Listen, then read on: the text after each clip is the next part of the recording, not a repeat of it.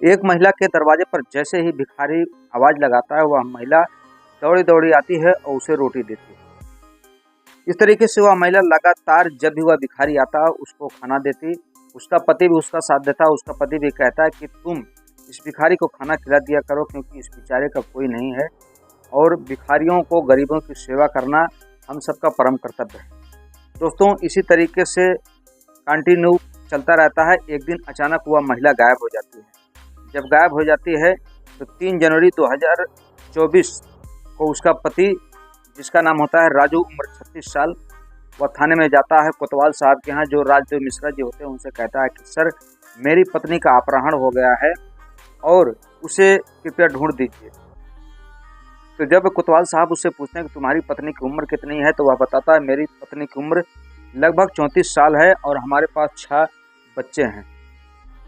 तब कोतवाल साहब समझ जाते हैं कि इसका मतलब पति और पत्नी में किसी बात को लेकर के झगड़ा हुआ है और पत्नी मनमुटाव के कारण चली गई है। कोतवाल साहब कहते हैं ठीक है, तुम्हारी पत्नी वापस आ जाएगी, हम खोजबीन कर रहे हैं। लेकिन अगले ही सुबह फिर 4 जनवरी को वह राजू जो होता है फिर से कोतवाल साहब के यहाँ जाता है, अपनी फरियाद लेके कहता है सर, मेरी पत्नी अभी तक वापस नहीं है, कृपया मेहरबानी करके मेरी पत्नी को वापस ला दीजिए। तब उससे पूछा जाता है कि आखिर तुम्हारी पत्नी किससे बात करती थी, किससे नहीं बात करती है।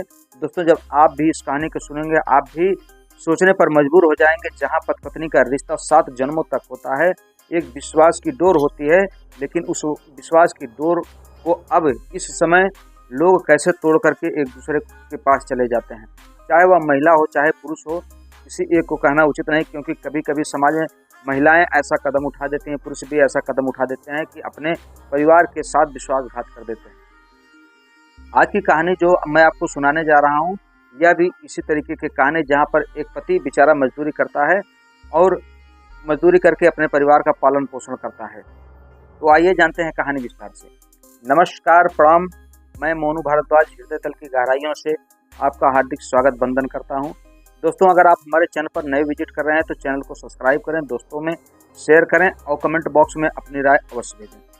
दोस्तों, आज की जो सच्ची घटना है उत्तर प्रदेश के हरदोई जिले का एक थाना पड़ता है हरदा पुल। हरदा पुल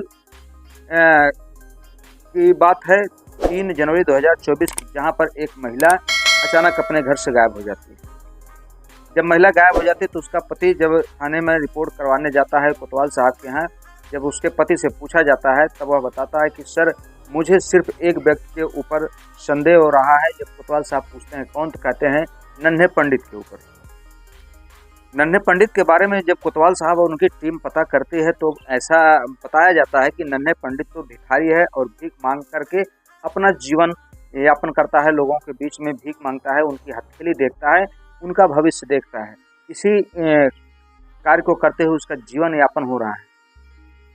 लेकिन जब वो राजू जो उसका पति होता है महिला का, उसे बार बार एक ही बात कहता है, सर, क्योंकि मेरी पत्नी नन्हे पंडित से ही ज़्यादा बातचीतें करती थी, उससे ज़्यादा घुली मिली हुई थी। मैं पहले तो मैं उसका सपोर्ट करता था, लेकिन बाद में मैं उसका विरोध करने लगा और मेरे घर में जो भी कुछ जेवरात थे, कुछ नकदी थे, और उस नकदी को और जेवरात को लेकर मेरी पत्नी नन्हे पंडित के साथ भाग गई है।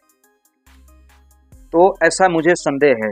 पुलिस जब नन्हे पंडित का लोकेशन निकालती है 5 जनवरी को, तो जहां पर नन्हे पंडित होता है और उसकी पत्नी दोनों रहते हैं, तो उसकी पत्नी को गिरफ्तार कर लिया जाता है और गिरफ्तार करने के बाद थाने लाया जाता है। थाने लाने के बाद जब उस महिला से पूछा जाता है कि आखिर तुम अपने पति को छोड़ करके कहाँ चली गई, तब वह महिला बताती है कि दरअसल सर, मेरा और नन्हे पंडित के बीच में प्रेम संबंध है और मैं अपनी मर्जी से बिना किसी के दबाव में नन्हे पंडित के साथ गई थी और उसी के साथ अब रहूंगी। तुरंत राजू को थाने पर बुलाया जाता है और उससे कहा जाता है कि तुम्हारी पत्नी जो है नन्हे पंडित के साथ में रहना चाहती है, उसे विवाह करना चाहते हैं। आखिर अब हम सब क्या कर सकते हैं, क्योंकि यह बालिक है।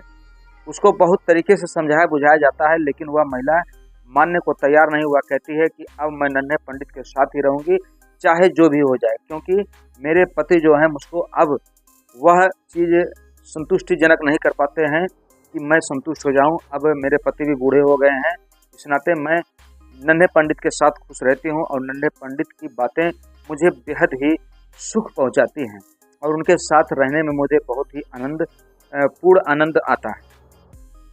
दोस्तों, जब एक पति या एक पुरुष घर का गार्जियन कमाता है तो वह अपने पूरे परिवार को उसकी खुशियाँ देने के लिए उसकी सेवा करता है। अपना ना जाने कितना कष्ट सहता है, लेकिन अपने परिवार की जीविका के लिए, अपने परिवार को खुश देखने के लिए तमाम कष्ट सहता है। लेकिन उसी परिवार की महिला को अगर उसका पति थोड़ी से भी खुशी देने में चूक कर दे तो उसकी पत्नी उसको छोड़ करके चली जाती हैं। ऐसा ही यह वाक़या जैसा कि हमने आपको सुनाया है। दोस्तों, यह महिला भी थोड़ी सी खुशी पाने के लिए नन्हे पंडित के साथ चली गई, जो कि पेशे से भिखारी था।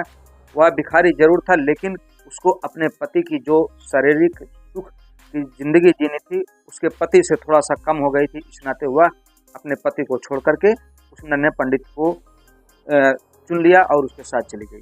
दोस्तों, कोई भी व्यक्ति, कोई भी प्राणी, कोई भी महिला अगर परिवार का गार्जियन है तो उसको अपने परिवार के साथ में ज़रूर से समय दीजिए, क्योंकि ऐसा अक्सर भी हो रहा है कि जो लोग पैसे कमाने के चक्कर में और तरीके से इधर उधर ज़्यादा भटक रहे हैं तो उनका परिवार इसी तरीके से घटनाओं का शिकार होता जा रहा है।